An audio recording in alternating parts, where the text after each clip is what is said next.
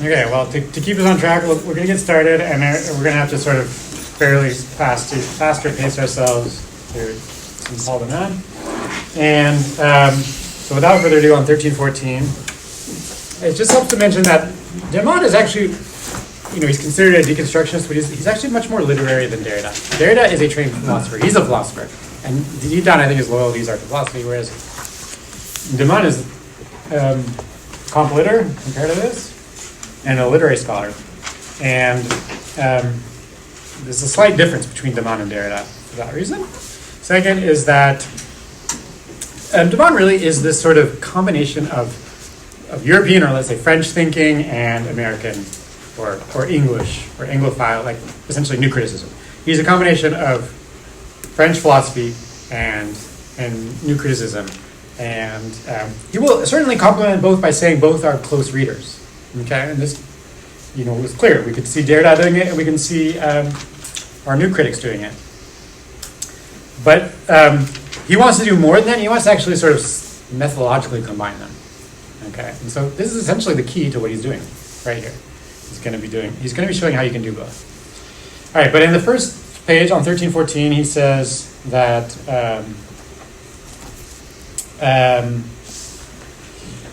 the top. He says, to judge from various recent publications, the spirit of the times is not blowing in the direction of formalist and intrinsic criticism, or another way of saying new criticism, formalist criticism, looking at the form of literature strictly. So it's on the downswing. This essay is from the early 80s, and I think, Derrida has swept through the English departments by the late 70s, and totally bowled people over, not just Derrida, Foucault, Deleuze,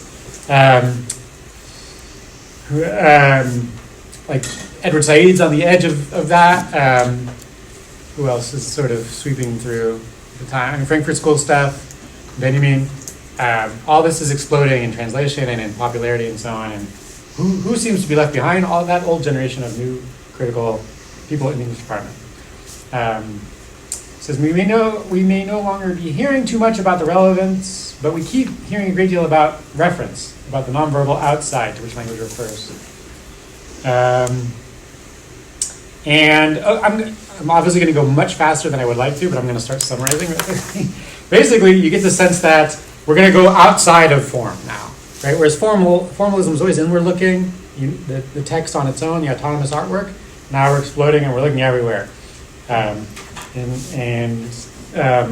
To linguistics, or to gender, or to politics, or to globalization and race and so on. And in that sense, we're going beyond formalism, he says. But what happens with that is that we've got this sort of turn to the outside. And the thing that this sort of brings up for him, feeling, is that, is the outside better than the inside?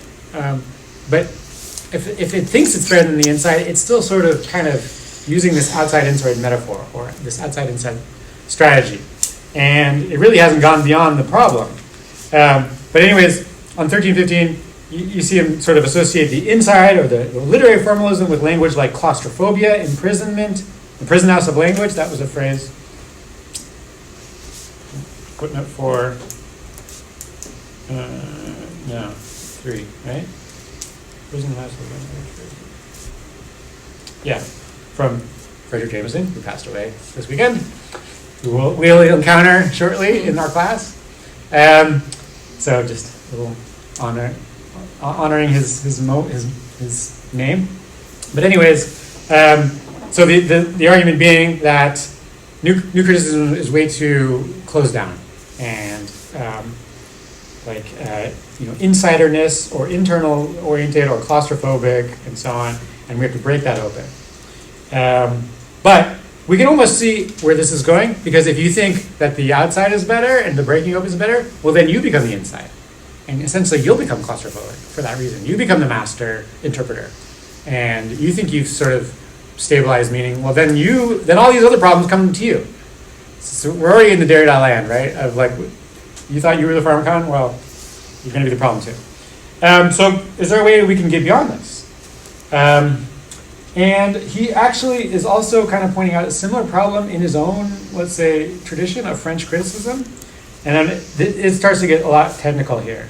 But there's all this language around semiology and grammar and so on and so forth. And I'm really not going to spend a huge amount of time. But it's a similar thing where like French structuralists, which would include Roland Barthes, a young Roland Barthes, and it would include Jacobson, as he says. They thought they all figured it out by saying, all right, well, we have this interpretive code. It's largely based on linguistics and semiology, and we're just going to start to apply it to text. And Barthes has like this famous book called SZ, where it's like picking apart every word in I think it's Racine short story or something like that, and sort of showing its semiological effects.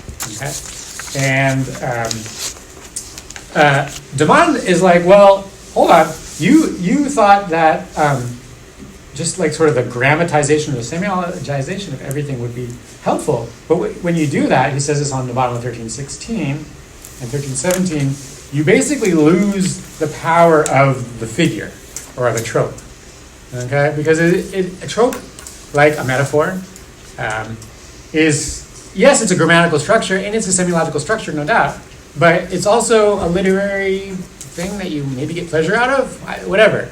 And what he was worried about in the French side of the world was that he'll often call, he just threw the book at Barthes in particular and said, Barthes isn't reading, he's decoding when he does all that stuff. Then Barthes actually kind of abandons this right around the late 60s, early 70s, and becomes a kind of like humanist. He starts writing books called The Pleasure of the Text, which is all about basically the ambiguity of textuality and so on, rather than the decoding of it through linguistics and science.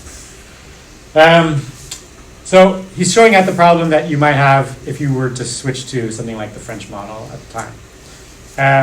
And then so on 1317, just to make this quick again, he says, for example, in this middle paragraph, I'm going to ask whether this reduction of figure to grammar is legitimate, right?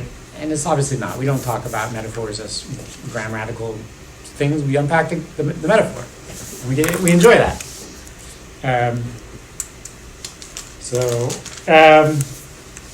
But he goes on to say that, so one side might identify itself with, let's say, we call it rhetoric, and the other side is identifying itself with grammar. And he says, how do you distinguish them? 1317. To distinguish the epistemology of grammar, that's the second or last full paragraph, from the epistemology of rhetoric is a redoubtable task. By the way, the grammar people like to tend towards universalization or stabilization of meaning. The rhetoric people tend to just close reading without and giving up on the universal. Okay, and so they seem to be opposites, right? But each one could be claustrophobic if you want to blame that, or each one could be,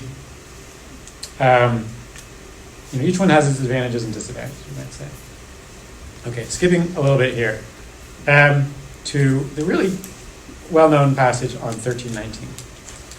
Okay, so I will read this, or maybe I'll ask for a volunteer, so I don't have to lose my voice. So at the top of 1319, he's going to say the following: I must retreat, therefore, into a pragmatic discourse and try to illustrate the tension between grammar and rhetoric in a few specific textual examples. So here we're going to launch ourselves into the debate.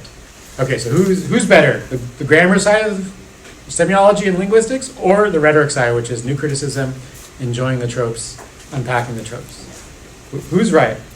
Let's find out. So we want to read the rest of that. Thanks, Chris. Are you going to let me read? Yeah. Okay. When should I end? Sorry. At the end of the paragraph. Okay. Let me begin by considering what is perhaps the most commonly known instance of an apparent symbiosis between grammatical and rhetorical structure, the so-called rhetorical question, in which the figure is conveyed directly by means of a syntactical device. I take the first example from the sub-literature of the mass media. Asked by his wife whether he wants to have his bowling shoes laced over or laced under, Archie Bunker answers with a question: what's the difference? Being a reader of sublime simplicity, his wife replies by patiently explaining the difference between lacing over and lacing under, whatever this may be, but provokes only ire. What's the difference did not ask for difference, but instead, I don't give a damn what the difference is. The same grammatical pattern engenders two meanings that are mutually exclusive. The literal meaning asks for the concept, difference, whose existence is denied by the figurative meaning. As long as we are talking about bowling shoes, the consequences are relatively trivial. Archie Bunker, who is a great believer in the authority of origins, as long, of course, as they are the right origins, muddles along in a world where literal and figurative meanings get in each other's way, though not without discomforts. But suppose that this is a debunker rather than a bunker, or a debunker of the arch, or origin, an Archie debunker, such as Nietzsche or Jacques Derrida, for instance, who asks the question, what is the difference? And we cannot tell from this grammar whether he really wants to know what difference is, or is just telling us what we shouldn't try to find out. Confronted with the question of the difference between grammar or rhetoric, grammar allows us to ask the question, but the sentence by means of which we ask it may deny the very possibility of asking. For what is the use of asking, I ask, when we cannot even authoritatively decide whether a question asks or doesn't ask? Okay, great. Okay, so let's just try to make sense of this little vignette here. What is the problem with this Archie Bunker character? It was from the 1970s sitcom, American sitcom, and his wife. His wife wants to know if he wants his bowling shoes laced over or under, and Archie Bunker answers with a question: "What's the difference?" And so his wife replies patiently by explaining the difference between lacing over and lacing under, whatever this may be, but it provokes only ire. What's the difference? Did not ask for a difference, but means instead, I don't give a damn what the difference is. Why? What's going on here? Vincent? I think it's because even though that wasn't the intention of the reason why he said what does it matter, like she's still not wrong with the way that she answered. So good. technically, like, she did answer the question. Yeah, even if it wasn't he was asking a question and she answered it, yeah, right? so she was still technically right. Yes, yeah. And so the man will associate that with the grammatical. She was, let's say, a literal or a grammatical reader of the sentence. You asked a question requires a response. Here's my response. But the man is saying, well, of course, no, this is a rhetorical question. A rhetorical question doesn't mean to be answered in a way you'd answer a grammatical question. It does need an answer, the answer is, there is no difference. Okay, so, but now the question is, well, how do you know? When is it rhetorical and when is it grammatical? And then he goes on to this sort of punning with, he says, it's one thing to call this Archie Bunker story, but what if it's an arch debunker? And it's just like, rolling eyes here. Or it's Derrida who asks the question, what is the difference? Because Derrida has, another word for play is difference. And we cannot even tell from his grammar whether he really wants to know what difference is, or is just telling us that we shouldn't even try to find out. Confronted with the questions of the difference between grammar and rhetoric, grammar allows us to ask the question. But the sentence by means of which we ask it may deny the very possibility of asking. For what's the use of asking, I ask? And here's a little performative of your own argument moment. He's performing his own argument. Paul Demant says, for what is the use of asking, I ask, when we cannot even authoritatively decide whether a question asks or doesn't ask? Let's just pause there again and just figure out, understand, what is he getting at here? Why is Derrida implicated in this too? Given we just did our Derrida. Just remind you that for Demant, he's sort of whittling it down to like sort of grammar or literal kind of approaches to language, and rhetorical or figurative. Yeah. So what and why is this helpful, or is it helpful to understand this story? Or why is it a problem for Demant and maybe Derrida? What did I answer the question?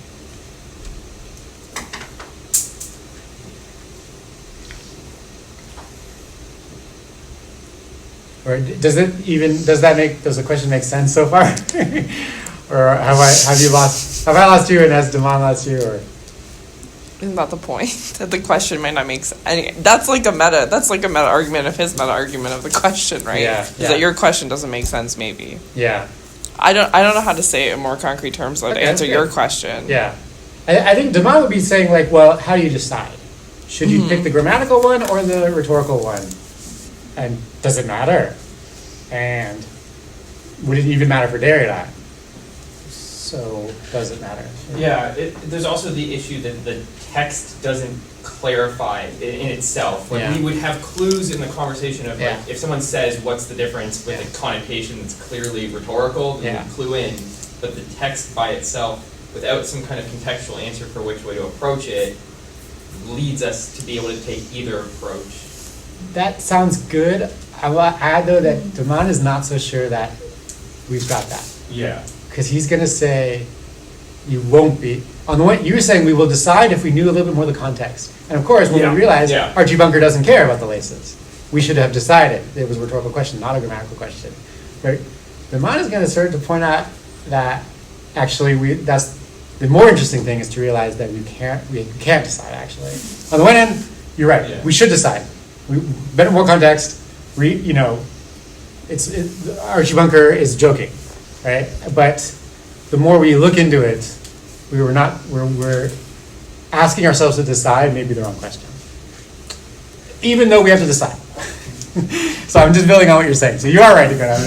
I'm not, pushing it back on that, but yeah, Julia. Oh, I was just gonna ask whether or not, like, by rhetorical, we just mean like contextual. Yes, that's partly it. Yeah. But it's also saying, like, pay attention to what I'm saying and how I'm saying it rather than the literal thing that I'm saying. Might be another way of saying that. But we get that from the context. If someone's shouting at us a question, they don't really want to answer the question. They just want, to bother us or something like that. Like you talking to me, like that would be. Are we talking? I think so, but I guess we're not supposed to be. It's like whatever. Okay, so here's what he says in the following to sort of try and get us through this. He says the point is as follows: a perfectly clear syntactical paradigm. This is very jargony. The question engenders a sentence that has at least two meanings, of which one asserts and the other denies its own mode. I'm just going to skip some of that other language. It is not so that there are simply two meanings, one literal and the other figural, and now we have to decide which one of those meanings is the right one in this particular situation. That's the problem of, isn't Archie Bunker right? He says, no, it's not that. He says, the confusion can only be cleared up by the intervention of an extra-textual intention, such as Archie Bunker putting his wife straight, i.e. patriarchy. Right? The prerogative of the man. But the very anger he displays is indicative of more than impatience. It reveals his despair when confronted with the structure of linguistic meaning that he cannot control, and that holds the discouraging project of an infinity of similar confusions, all of them potentially catastrophic in their consequences. Just skipping here a little bit. It says at the bottom, the grammatical model of the question becomes rhetorical not when we have on the one hand a literal meaning and on the other hand a figural meaning, but when it is impossible to decide by grammatical or other linguistic devices which of the two meanings that can be entirely compatible prevails. Rhetoric radically suspends logic. Remember, Plato said the opposite. Logic dispels rhetoric, gets rid of those sophists, gets rid of people who don't really understand what the heck they're saying, and fixes meaning. And Damon is just overturning that, right? Overturning Platonism. Rhetoric radically suspends logic and opens up vertiginous possibilities of referential aberration. And if it was just that, it was like, hey, let's pick this out of rhetoric over and over again, like pick this out of literature, of let's say, close reading and so on.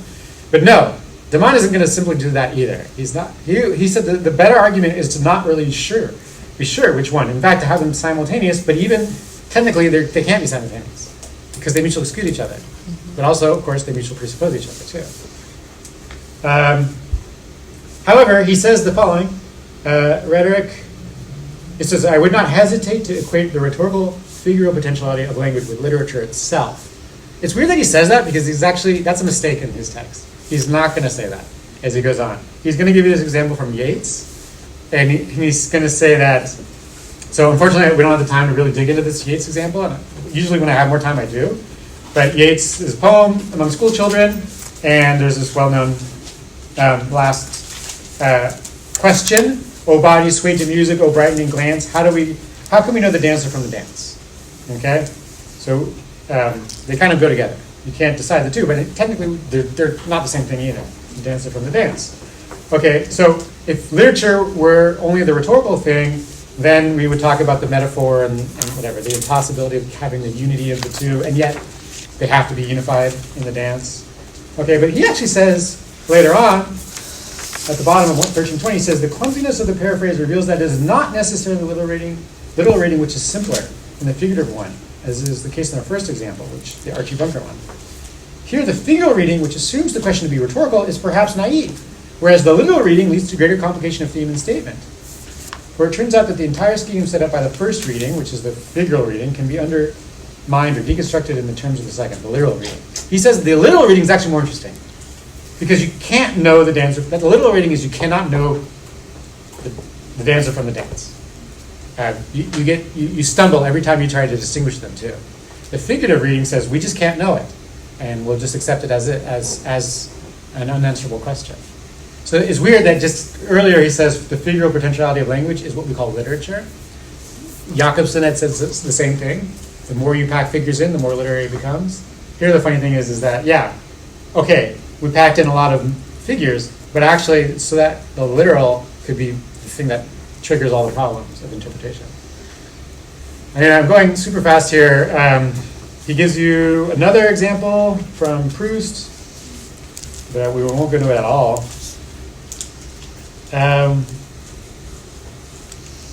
Well, actually, just maybe I'll read a little bit more on 1321.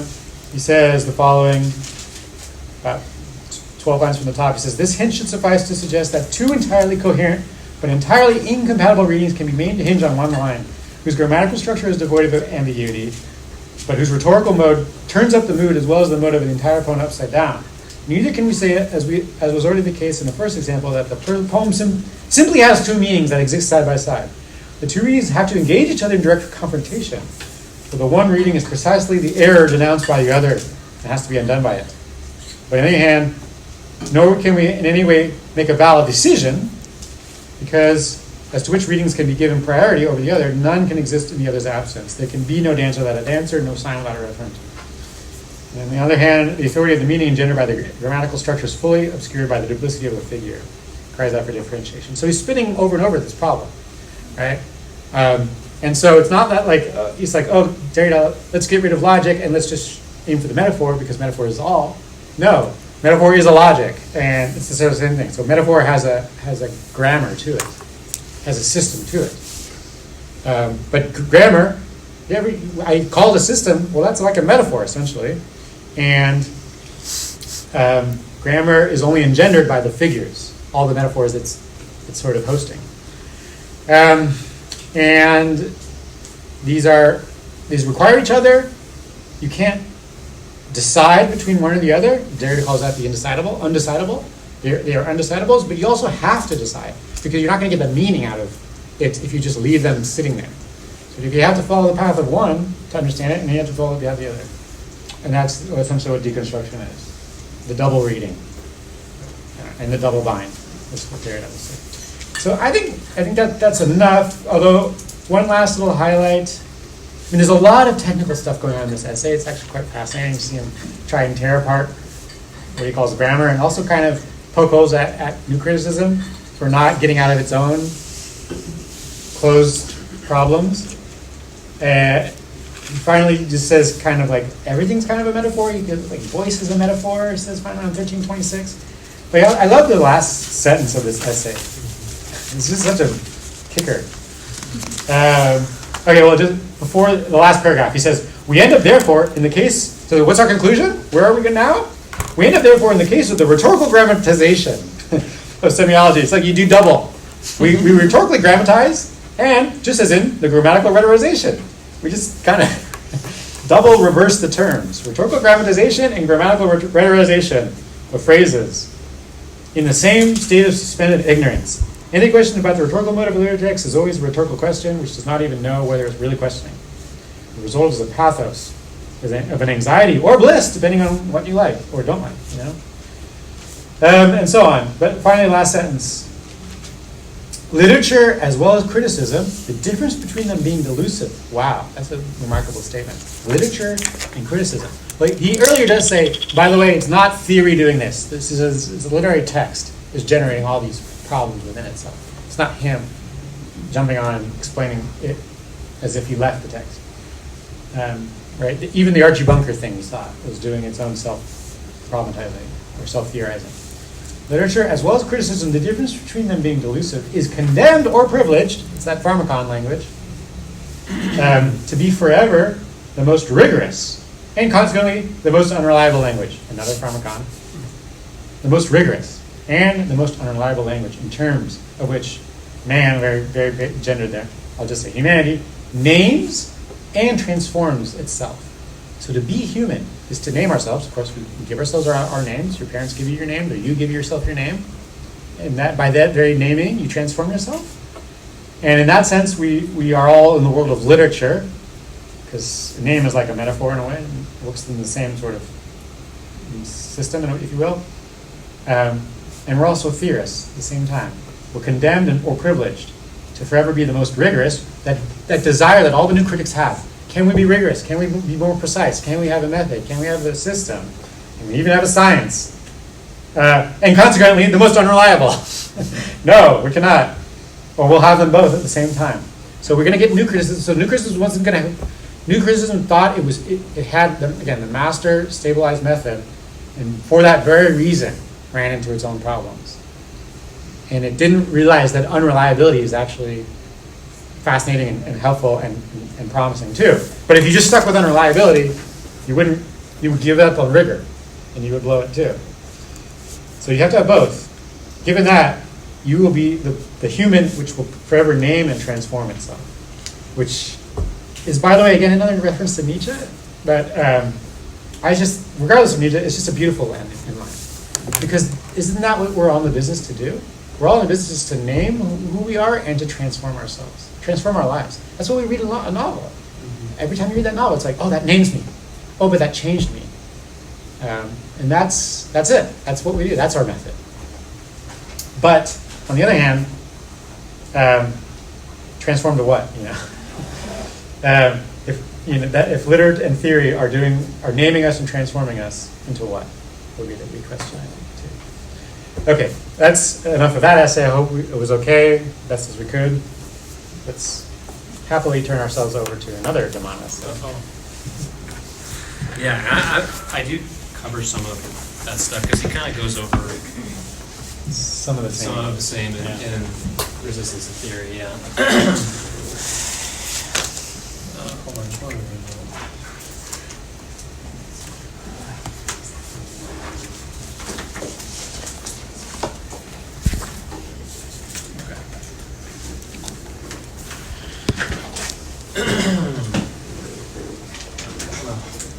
Slide to the front so I can kind of see down. Is that okay? Yeah.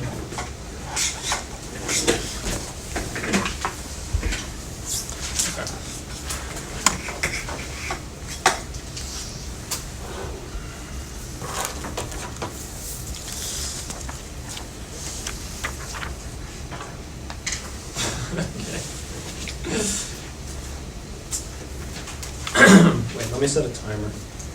We should always say the resistance to Paul Devane. I don't know if you're going to bring this up, but he was. I think it was after he died. These papers came out that he was a member of the fascist party of Belgium when he was younger, and people thought, oh well, deconstruction has fascism in it, and Derrida spit a lot of ink to defend Paul Devane, but it became an interesting controversy. And, to what degree is Paul Devane actually going through this very psychoanalytic thing where he's trying to, he's got all this guilt, or he's still a fascist? I don't know, and trying to play it out in all his theory. But anyways, and therefore the resistance to Paul Devane. I don't get into it too much, but yeah, he does use also phrases like totalitarian, and it just stood out to me a lot because of the context of his life, or what's perceived to have been his life after he's dead. Anyway, but I'm going to try and just stick to the theory regardless, so I have my time.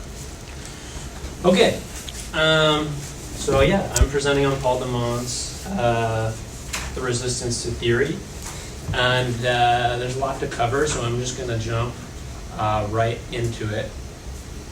with a sort of key points or agenda that we can think about, which I'm sort of looking at as the cat and the tiger, the triumph or fall paradox, and the many resistances to theory. And I'm going to kind of talk about semiotics, linguistics, and the relationship to literary theory per Damon. And then we're going to get into the fall of Hyperion and how he breaks down that grammatically and rhetorically, sort of what we were talking about just now with the previous article. And then I'm also going to approach the article, the essay, as sort of conceptualizing literary theory in terms of a gyre. Yeah, we'll get to that. First, I'll just give some context. In the resistance to theory, Paul Deman is responding to theory's declining favorability in academic circles in the English department, so, appears in 1982.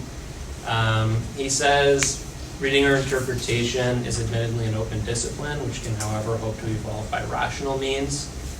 So that sort of reminded me of, moving towards science like Fry wants to do, but Nietzsche wants to do, and Ransom wants to do. Like, we've seen a lot of this both in New Critics and philosophy before. But these two, I just threw a couple of old guys on there because, Deman, I think, is trying to move beyond new criticism to a degree. So he sort of contextualizes them as quote-unquote low-key writers or low-key theoreticians, and they're using a set of minimal concepts like tone, organic form, illusion, tradition, historical situation, etc. So, I think he's kind of trying to claim that they're theory bros too.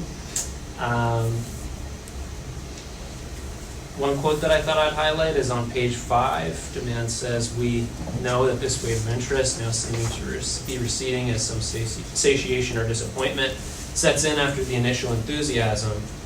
Such an ebb and flow is natural enough, but it remains interesting in this case, because it makes the depth of the resistance to literary theory so manifest. It is a recurrent strategy of any anxiety to diffuse what it considers threatening by magnification or minimization, by attributing to it claims to power of which it is bound to fall short."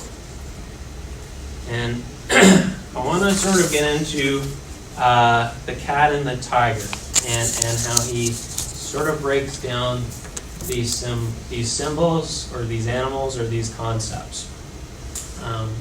So Deman says, if a cat is called a tiger, it can easily be dismissed as a paper tiger, like Tony. The question remains, however, why one was so scared of the cat in the first place.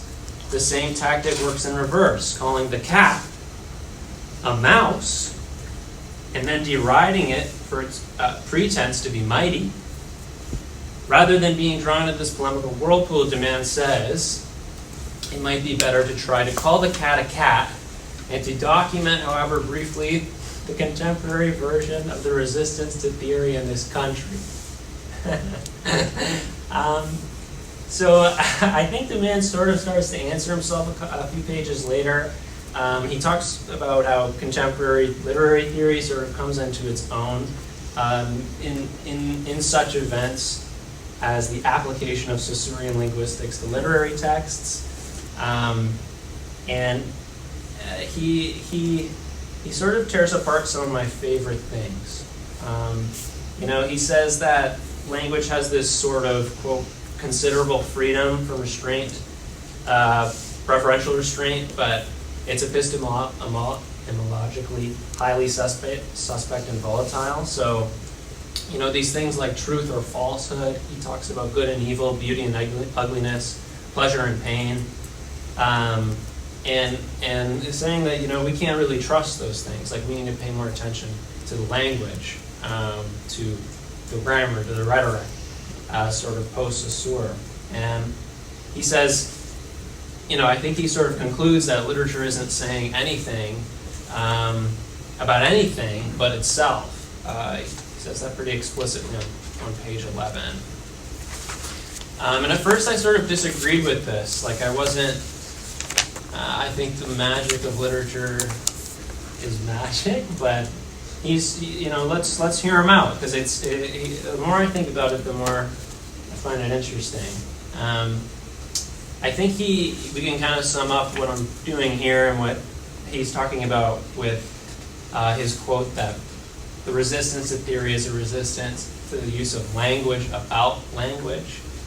It is therefore a resistance to language itself, or to the possibility that language contains factors or functions that cannot be reduced to intuition, which is my favorite thing to use, or read.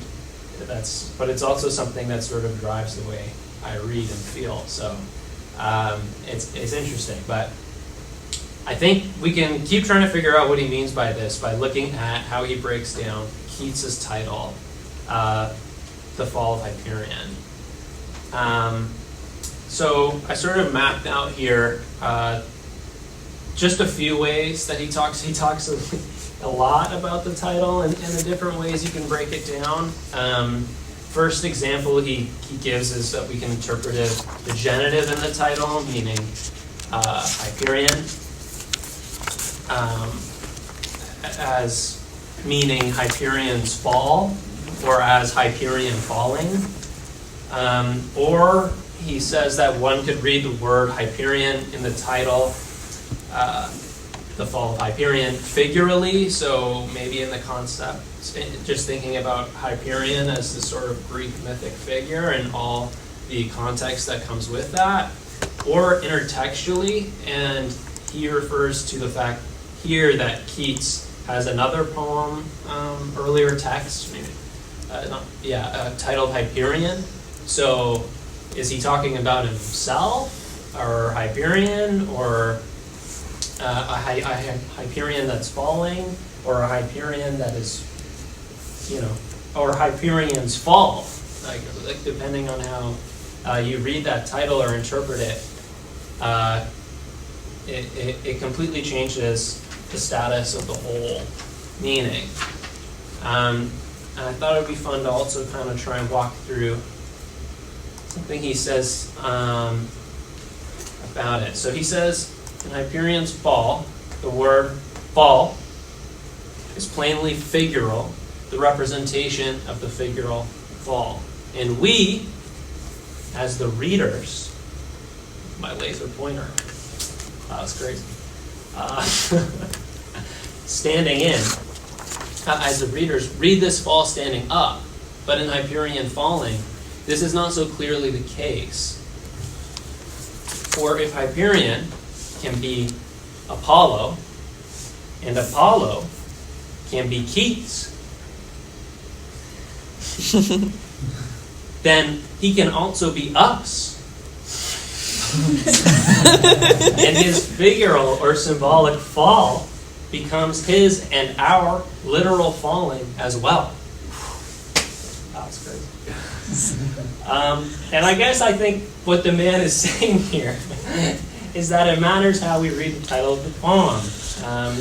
And that theory, perhaps rhetorical theory, is actually a requirement for reading the poem. If we were to have any sort of discussion about it, it actually can't just be everyone's intuition, because there are stakes at play with reading it, with how you read it.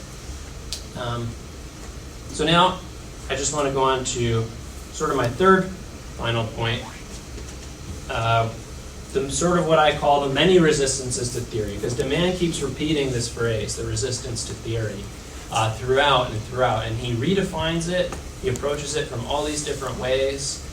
The broad, though negative consensus that brings, the new critics and other theorists together is this, or not theorists, but other readers like them, is this resistance to theory. He says, talks about the theoretical implications of the resistance to theory. It says it turns out that the resistance to theory is in fact a resistance to reading. The resistance to theory Is a resistance the rhetorical or tropological dimension of language, which is what I was trying to get at with my second point. He reads the resistance to theory again as a resistance to reading, but throws in different words. And then he kind of comes down to the fact that nothing can overcome the resistance to theory, since theory is itself this resistance. And I'm going to read that full quote to the end of this article, because like the other ending in Allegories of Reading, I think this has a beautiful final sentence. It says, the loftier the aims and the better the methods of literary theory, the less possible it becomes. Yet literary theory is not in danger of going under. It cannot help but flourish. And the more it is resisted, the more it flourishes. Since the language it speaks is the language of self-resistance. What remains impossible to decide is whether this flourishing is a triumph or a fall. So this and his earlier mention of the ebb and flow in theory trends made me think of W.B. Yeats's idea of the gyre. And Yeats says that the end of an age which always receives the revelation of the character of the next age is represented by the coming of one gyre to its place of greatest expansion, and of the other to that of its greatest contraction. And he mentions the gyre in his poem, The Second Coming, turning and turning in the widening gyre. The falcon cannot hear the falconer. Things fall apart. The center cannot hold. So the resistance to theory opens all of this theoretical opportunity, or closes theoretical opportunity just to open it again. And it kind of goes in that pattern of constricting and opening and existing within itself. So there's always two gyres sort of within themselves.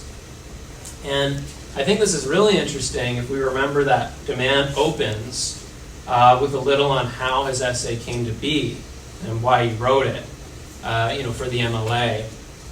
And he says on his first page that he found it difficult to live up in minimal good faith to the requirements of this program and could only try to explain as concisely as possible why the main theoretical interest of literary theory consists in the impossibility of its definition. And then at the end, he says technically correct rhetorical readings are theory and not theory at the same time. The universal theory of the impossibility of theory. And that sort of, opens it up and then closes it and then opens it up at the end again, and with the repeating of the resistance to theory, the reconceptualizing of it, I sort of read this as it's almost like the man is just jumping into a well. And once he hits the bottom, he finds himself at the top of the well again. He continues to jump over and over and over into the well of theory, its resistances, and that which it illuminates. I think his essay is formally doing the work that he argues for, as I was sort of leading up to saying. He argues is happening rhetorically with language and reading itself. His repetition of the resistance to theory just to end up back where he started.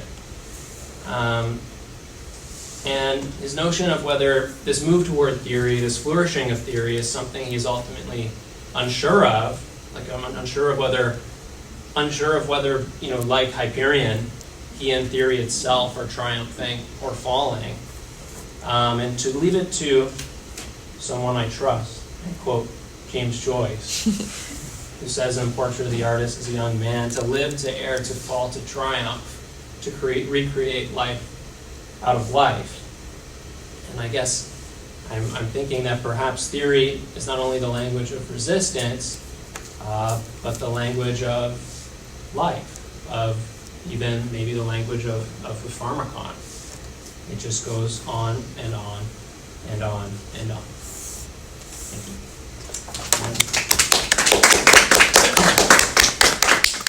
Okay, very well. Okay. I think that was an awesome walkthrough of the text, and knowing that we have so much time, we can sort of more talk about the big picture of it all, and refer to any nuts and bolts if we need.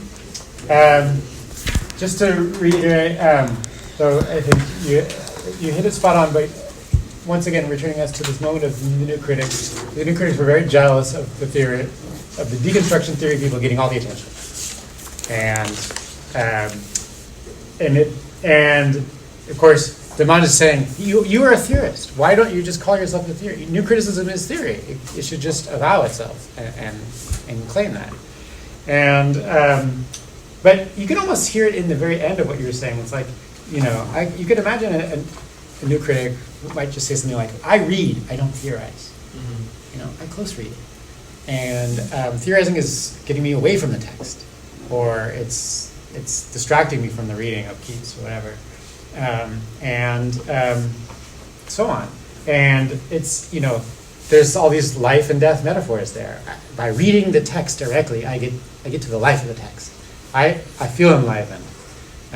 By doing theory, I have to sort of, my head hurts. I get, and so on. And it's like I lose the life of the text. And you get all these metaphors going over and over again. And so the resistance to theory, why not? Yeah, I would say like, it seems like to be maybe a resistance to this, who's got the life and so on.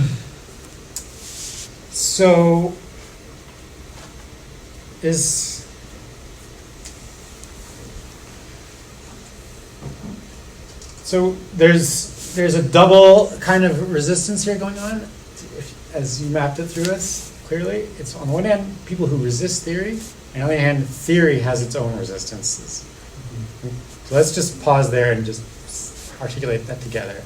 Why are there two resistances in the resistance to theory? Or let's say there's resistance to theory and the resistance within theory.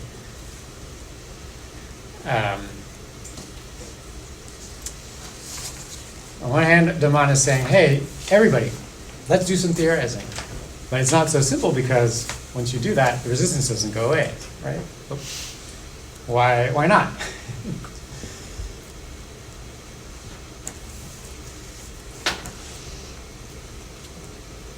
Why? I think we're on board with saying the first one is pretty clear. Some people don't want to read theory. They resist it as such. And Damon's like, no, come on in, call yourself a theorist. You're all theorists. But you won't get rid of the resistance. Wait a second. Why not? He sort of uses like deconstruction on theory itself in the same way that, Derrida kind of pointed to the idea that there's like a thread you can always pull that, and also in the other demand, I say when he talks about Yeats and the rhetorical question at the end, there's always a thread you can pull that's going to like call into question everything that you've just done. Okay. And with theory, the exact same thing happens. Like, even when you try and go on the grammar side of things, I guess, and you try and be more literal, then the rhetorical is going to deconstruct it, or the opposite way around, or even some other third thing. Yeah. Even though today we don't even do either of those readings, we do we read close read race, or we close read maybe genre, or we close read other things, but like we don't.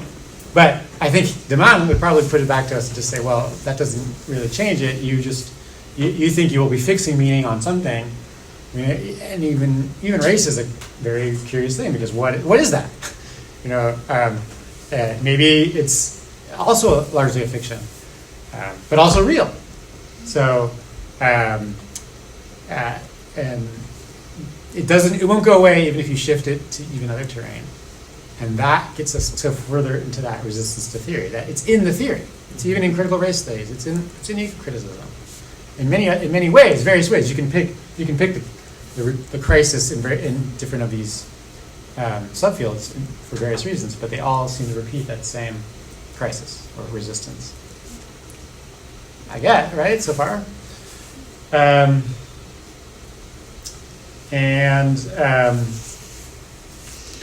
right. There's other versions of like resistance to theory, by the way. He also points out. I don't know. Maybe I started throwing this in this little thing I wrote as a response. Maybe we'll get to it. But there's like another version of it would be like, with things like I love literature, and that's like also like I want to. All right, I'll just maybe when I get to it, it'll be obvious. But like if I go around saying I'm a writer, I'm not a critic. I'm a writer. I privilege writing. I'm a creative writer. That's the good stuff. I'm in the English department because I want to be a good writer, creative writer, and so on. I want to be creative. And I don't want to be critical, and I don't want to be over-reading, and I don't want to be tearing apart the text, or I don't want to be constantly theorizing and getting nowhere. I want to be a writer who produces. And that sounds like you get out of all this crisis, right? Because you're making artwork and so on. And in the Mayan view, it would just be another resistance to theory.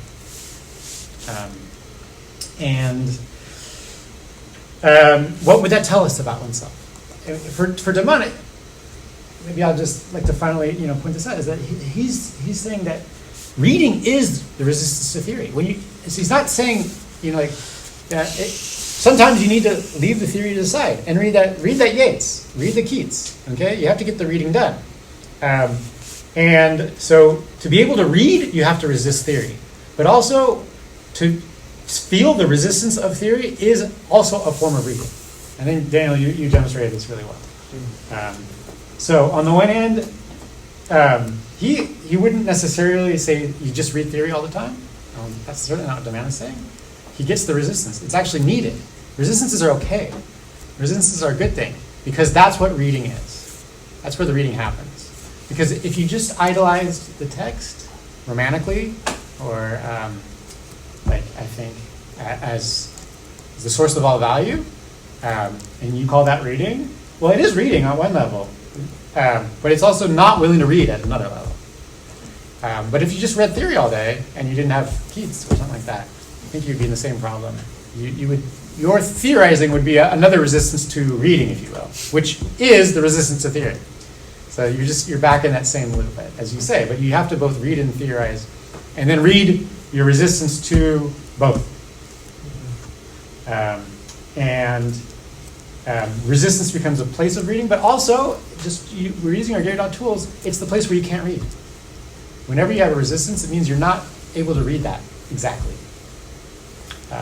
And it usually calls for more reading, but again, as Derrida said from the get-go, he said, what was it, like something forever unintelligible or something? I forget what it was, that opening statement.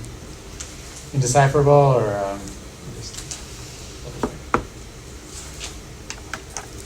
forever imperceptible. In some sense, forever unreadable. Okay, well, actually, last question just on this very thing, though. Does this still feel like it's true? Does Deman, this is from the 1980s, and theories seem to, actually be successful, and so on. So aren't we at a point where there's no more resistance to theory? Would you say that? 2024 English department, in this room or wherever you are in your life, there's no more resistance to theory. Does that feel right? Daniel? No. I know you know, but yeah, no. I mean, I even think of my personal relationship with theory. Like, I was pretty theory skeptic. Especially in my undergrad, I didn't want to take theory classes. Like, I thought, I feel like I learned the most from stories than from literature. So the resistance to theory is still there. Yeah, for sure. But also, I mean, but the way I'm starting to even come down on it is I think we can also just get into, okay, well, the new critics are saying, I think they fall in line with that sort of intuitive sense, the sound and the sense. Like, at one point in the essay, Paul Deman says, T.S. Eliot is basically the epitome of this thinking. And I love T.S. Eliot, and I love that thinking. And I feel like that's what, unconsciously, I hadn't even read Eliot, but that's what I thought coming into English. Like, that's what I wanted out of literature, was the sound of the sense. And he writes a ton of essays. Even in, The Wasteland, he's theorizing his own poem as he's writing it. So that's what I mean, because the more I'm thinking about it, and then he throws the language, his language at the new critics and says, well, you're all low-key theoreticians. And they all want to be T.S. Eliot. Yeah. And T.S. Eliot is a theorist in a way, but every, like you say, every creative writer is, even if the medium's fiction. Yeah. I've been thinking a lot about how, I used Yeats and Joyce at the end. Maybe I'm taking Portrait of the Artist out of context, or maybe I'm utilizing Yeats's lines to in the Second Coming to operate in a different way. But I don't think that makes them like not theory either. Like, if that makes. I don't know. All that's great. Yeah, just on the example of T.S. Eliot's on page 6, and it's interesting what he says because he's not actually as thrilled as you might be.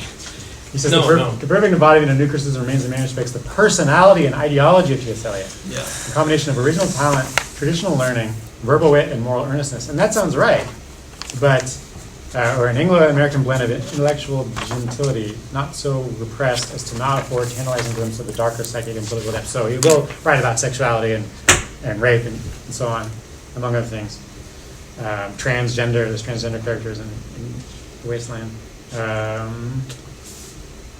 But without breaking the surface of an ambivalent decorum that has its own complacencies and seductions. And then you get to sort of moral earnestness and like kind of clever ambivalence in T.S. Eliot that is resistant theory. Like Eliot would not want to read Paul de Man.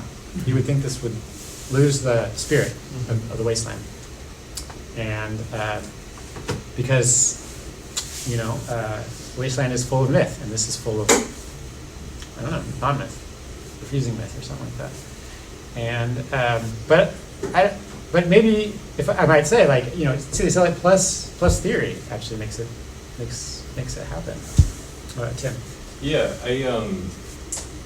I think just in terms of like the university now, I think more of, if anything, what Paul de Man said is like coming true. Like the idea of like theory now as critical of theory in itself. Like anytime we bring in a theory, especially one that's more than like 20 years old, the amount of caveats we have with it, theoretically, always becomes a little bit longer. But even then, the other thing that I thought was really interesting in this essay was his discussion of persuasion. Mm-hmm. He talked, it was kind of brief, but he talked about how people kind of forgot that rhetoric's about persuasion, that there's like, that there is a goal that whoever is like employing rhetoric, there's like something that they want out of it from you. Yeah. Persuasion. He kind of ties that back into theory in the sense that it's like any theory you employ is attempting to be persuasive, and the university now and the academy now is trying to, at least it seems, like show our positionality and like what stake we have in the game, our own position in terms of the theory. Exactly, and so theory seemed to lead to all what largely the landscape is today, which is you take a position, you can or cannot call that an identity, it's up to you, but you claim that position and you keep it and you defend it and so on. And I will say that, and he doesn't exactly see that coming, though he might. Certainly Derrida to engage with it, but they would try and push back on that. And I just have to go back to my Nietzsche toolbox, because like Nietzsche's like, yes, create your values, but it's like recreate them over and over is what he keeps saying. Reevaluate all the time. Don't stop making values. So if you just pick an identity or position and just say that's my theory, that's my way I see everything. This is my interpretive matrix on everything. You stop that process, and you're going to get all that things like claustrophobia and all the the problems of that, and you'll show another resistance to theory. And it's like more fascinating to keep pushing yourself, keep questioning yourself, which you don't have to call it, you call it whatever you want, but essentially keep deconstructing yourself over and over again, because why though? Is that where learning is? Is that where play and freedom is? Is that where pleasure is? Is that where literature is? I don't know, but it just sounds okay to me. On the other hand, I like positions too, by the way. I'll take many of them in this class, and I'm glad you're taking your positions, and so on. So I don't want to throw that away, but I get the reason why we might question all position taking at the same time. So. Yeah, I was, you said, like, we read for the post-colonial diasporas class, we read Stephen Seaman's overview of the field, the history of post-colonialism, and like that article opens with like, it's controversial and people don't like it, and people don't like the words that you use for it. People don't. So like, I think you're right. Like every theory kind of comes with these years of like controversy around it and debate within it that resists it. But the other thing that I found really kind of pertinent in what he was discussing about like why people resist theory that I found really relevant still was like when he was talking about how it like upsets established ways of doing things, right? Like he mentions that like it upsets ideology by like displaying the mechanics Yeah. of it. It upsets like the established canon and like blurs lines, and I Yeah. thought that was really interesting. Yeah. Because I think that's where you find it Absolutely. really, really relevant. It is, now. yeah. And by the way, T.S. loves canons and loves established tradition and loves that hierarchy of culture and so on. So he's resisting theory. Yeah. Good. Yeah, on that idea of like resistance to theory and how it continues to kind of evolve, one of the things that I thought was interesting to cast us ahead a little bit, I guess, into eco-criticism is when I was first reading up on it, there's an initial wave of eco-criticism that was ready to engage science as just like the answer, like let's read scientific text as the way to do this. And then there was a second wave that was oppositional to that kind of said like, I feel like we're being too trustworthy of this as like the final perception. Yeah. And why I bring that up is we're kind of going back to that anxiety of the rhetorical grammatical question of like to settle on a reading, settle on an approach to looking at things. We're kind of always uncomfortable once we So that's what criticism of theory is the saying, you settled but you missed this, we're going to redo it this way. And then the next person says, no, you settled, you missed this, we're going to do it this way. Or you're over-correcting on the science. We're going to go back into like myth or speculation or creativity or the aesthetic. Oh, well, now you're waiting on the aesthetic. It turns out, animals do that too, so we should be back in the empirical. And that's too, literal. Let's go back to the text and show how, it's just theory theory pointing out the resistance to theory and other theories over and over again. Yeah. That's okay, right? Isn't it? I mean, that's play I do enjoy it. I'm not throwing that, I actually am okay with that. Except for I don't know where it goes on a planet that's falling apart. But anyway, just to point out, the resistance to theory is obviously all around us. People hate critical race theory, for example. They hate Marxism and communism, like anything that's called theory that everybody outside the university hates. But of course, that seeps into the university itself. Once again, the English department stands for theory. Everybody hates the English department, because Derrida tells you that truth is untruth, and he's right, and so on. And or the English department can't make up its mind on its method, or it is useless, or it's trying to be too useful. So it's like over-utopianizing itself over and over again. And so the English department becomes the place for theory that everyone resists. On the other hand, the English department is resisting theory, too. We push it away. We don't want to theorize sometimes. And we participate in the resistance to theory, too. And we say, no, we're not. This is not always the place of theory. It's also the other things. It's just the place of the adoration of literature. And so on, or we just do close reading, and therefore we don't need all this theory baggage. So it's just yet another constant debate that I think the English department is in. But obviously, it's good to be on both sides of that debate, I think. Because just take one side is sad. Just to reject theory, no. But Julia, do you seem to want to say something? No, I was just thinking about how difficult it is to simultaneously hold that theory and all of the theories are useful in combination with each other, but also keep it and understand them intimately so that you can use them to think about literature in an intimate way, but also hold it at arm's length so that it doesn't completely override the things that you may read. Yeah, you still have to read. Yeah, and I was just thinking, what if there was a theory to end all theories? And I was like, that wouldn't even be good, but would it? Because it would end this madness, but is the madness good? And then I was just like... Yeah, that's exactly what Derrida left us with, and Derrida would say that's a good thing. And I think he's right. I think the goal of philosophy and theory is to always theorize, always philosophize. Some people, in fact, most people in philosophy think it's the opposite. We need answers. We need more logical, we need progress. Philosophy is the finding of truths. It's not the spinning of the wheels. And I disagree. But I actually think you can, Kant is the one who says the same thing. He's like, we should always philosophize. basically says even if we knew all the answers, essentially, knew everything about philosophy, we still philosophize. And it's just in that spirit. Or just like, let's say you had read everything, like your AI. Well, that doesn't mean you actually, you should just still read or something like that, is the way I would say, or still theorize. And it should be endless. Anytime we think it has a fixed spot is when we've actually given up on it.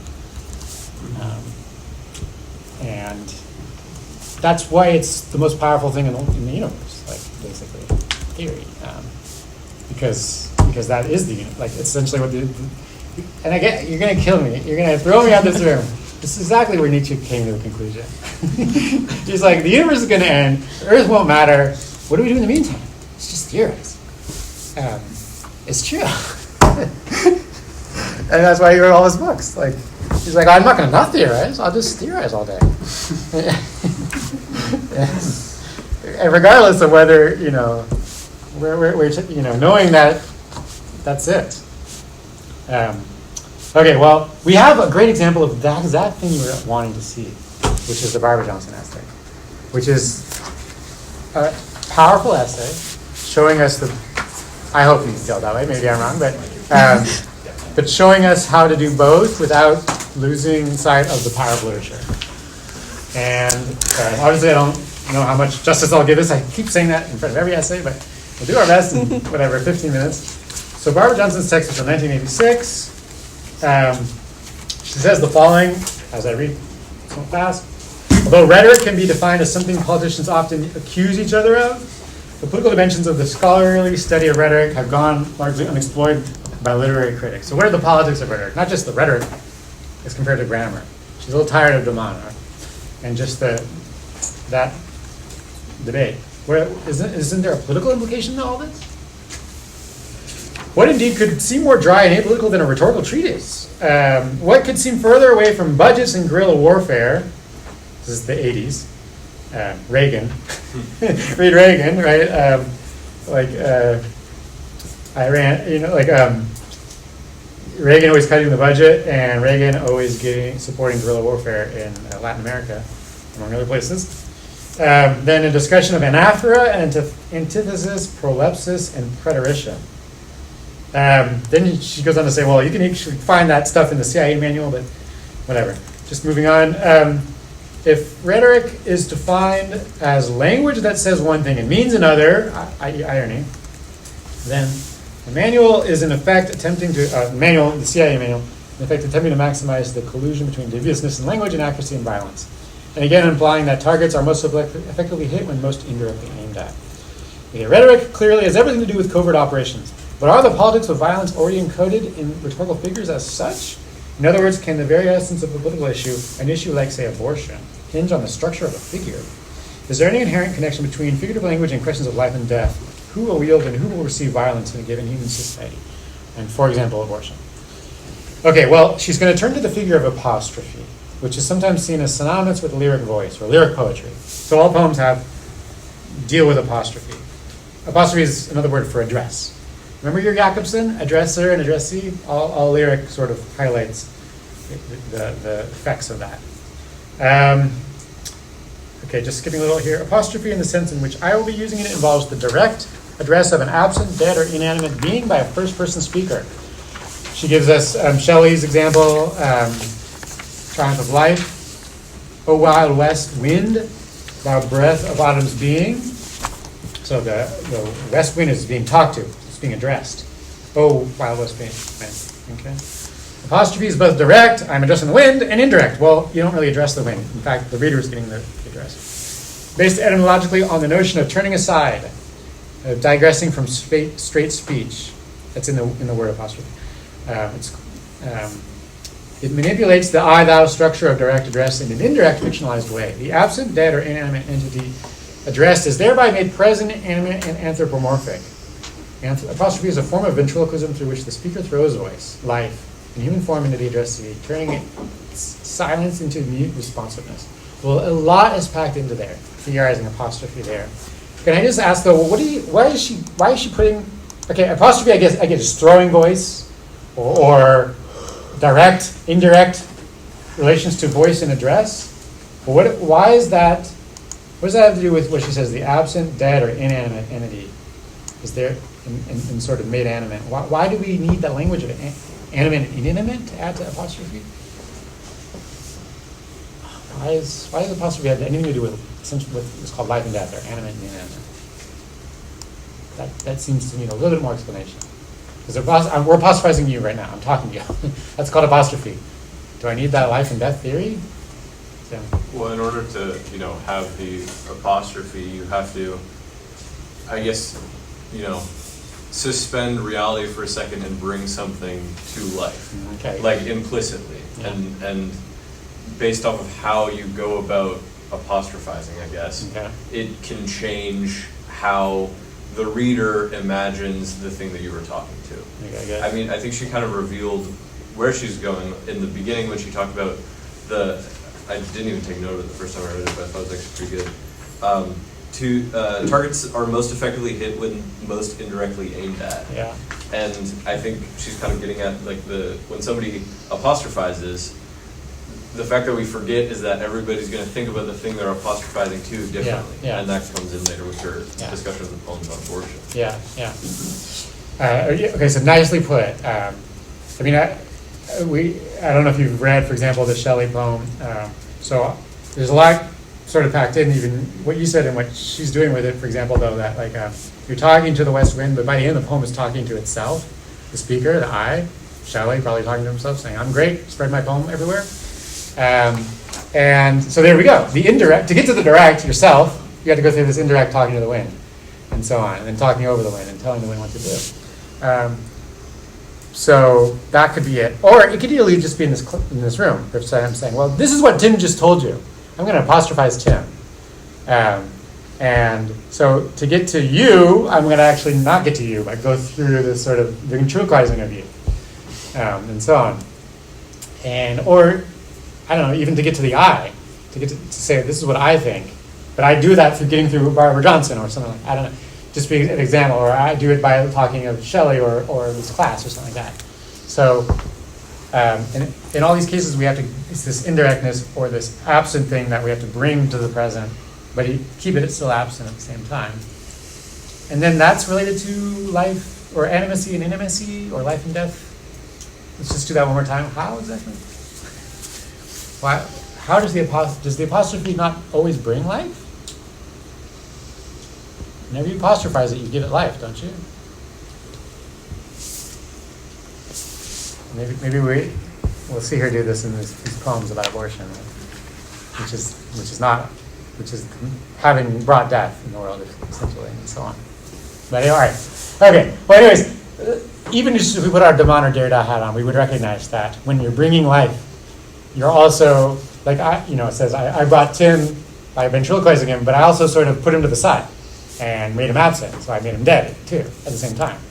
To ventriloquize anyone or anything, to make this book or this pencil, I give it life, but also I had to give it life because it was inanimate. I had to give it life, so I recognize its dead quality too at the same time. But also it was the language that gave it life, and the language is not exactly life either, so it's caught up in all these double binds, life and death. Okay, well,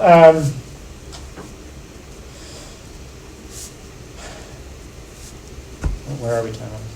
Just double checking. 5 minutes.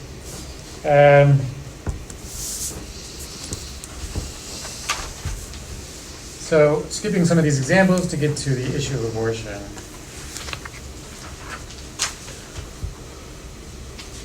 Which is on page 32 here. It says,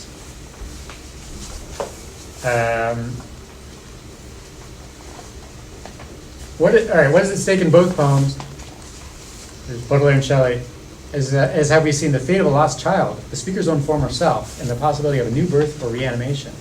In the poems that I will discuss next, these structures of apostrophe, animation, and lost life will take on a very different cast through the foregrounding of the question of motherhood and the premise that the life that is lost may be someone else's.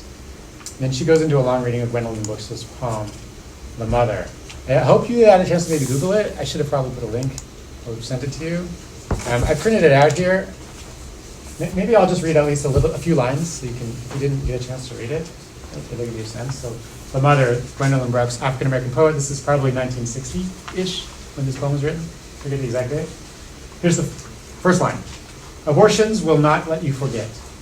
You remember the children you got that you did not get. The damp small pulps with a little or with no hair. The singers and workers that never handle the air. You will never neglect or beat them, or silence or vie with the sweet. I'm going to skip a little bit just to save time. Next stanza. I have heard in the voices of the wind, the voices of my dim killed children. I have contracted, I have eased my dim dears at the breasts they could never suck. I have said, sweets, if I sinned, if I seized your luck and your lives from your unfinished reach, if I stole your births and your names. I'm skipping a little. Okay, sorry. Believe that even in my deliberateness, I was not deliberate. Though, why I should whine that the crime was other than mine, since anyhow you are dead, or rather, instead, you were never made. But that too, I am afraid, is faulty. Oh, what shall I say? How is the truth to be said? You were born, you had a body, you died. It's just that you never giggled or planned or cried. Believe me, I loved you all. Believe me, I knew you, though faintly, and I loved you and loved you all. It's a beautiful, powerful poem. And Barbara Johnson gives it a tour de force reading, and just a quick couple highlights. She says on 32 that the you in the opening lines, the first line says, abortions will not let you forget. It says, you remember.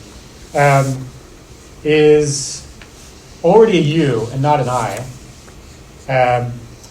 But the opening lines, the you can be seen as an I that has become alienated, distanced from itself.